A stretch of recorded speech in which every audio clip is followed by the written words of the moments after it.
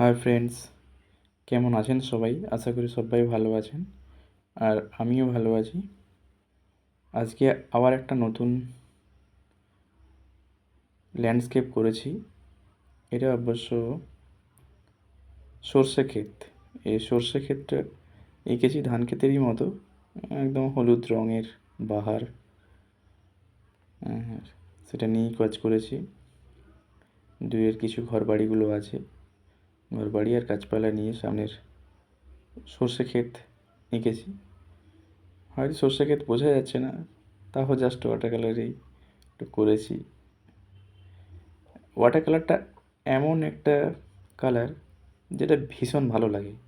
এই কারণ, মানে যখন একটা কালার মানে যখন ছেড়ে দেওয়া হয় পেপারের উপরে, কালারটা বেশ একদম অটোমেটিক ট্রান্সপারেন্ট হয়ে যায়। মানে সে বীভৎস লাগে। মানে আর কি বলবো, উম, বলে বোঝানো যাবে না। যারা যারা ওয়াটার কালার করে তারা তো ভালো করে বুঝতেই পারে যে জলের সঙ্গে একটা রং এই কীভাবে ছড়িয়ে পড়ে, যেমনটা চাইবেন তার থেকেও অনেক বেটার গুণ ভালো হয়ে যায়। মানে চাই এরকম হোক, তার থেকে দেখি আরও অনেক গুণ ভালো হয়ে যায়। মানে এইটা না, ওয়াটার কালারটা আমার খুব ভীষণ ভালো লাগে। মানে এতটাই ওয়াটার কালারটা ভালো লাগে, বলে বোঝানো যাবে না। তবে সেই নিয়েই কাজ করছি। আরও আগামী দিন কাজ করব। তাই একটু ছবিটা নিজেও এঁকেছি, নিজেও দেখছি, বারবার ধরে নিজের ছবি নিজে দেখি। আর আপনাদের সঙ্গেও একটু শেয়ার করছি, আপনারাও দেখুন। দেখলে তো অবশ্যই ভালো লাগবে। হয়তো অনেকেই ভাববেন এটা সর্ষে ক্ষেত হয়নি, যেমন ধান ক্ষেত ধান ক্ষেত লাগছে।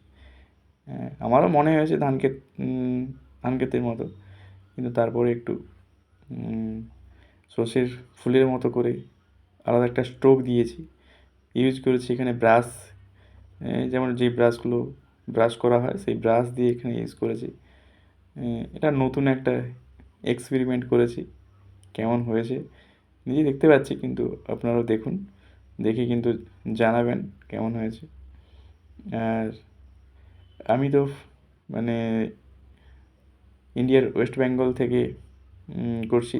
আর কে কোথা থেকে দেখছেন সেটা যদি ভালো হয়, মানে বলেন তাহলে খুবই ভালো হয়, তাহলে বুঝবো আমার ভিডিওটা কতদূর পর্যন্ত গেছে। যাই হোক, সবাই ভালো থাকবেন, সুস্থ থাকবেন।